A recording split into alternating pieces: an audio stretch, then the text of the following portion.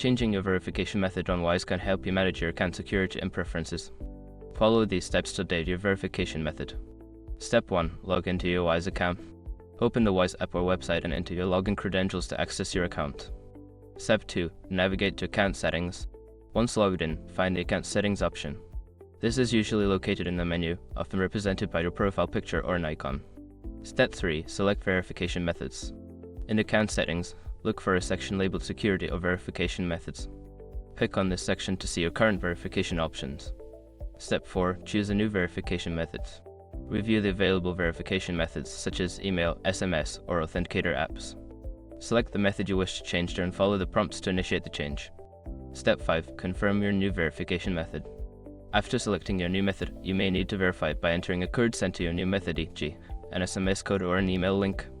Complete this step to finalize the change. Now you have successfully updated your verification method on Wise. Make sure to keep your account secure by regularly reviewing your settings.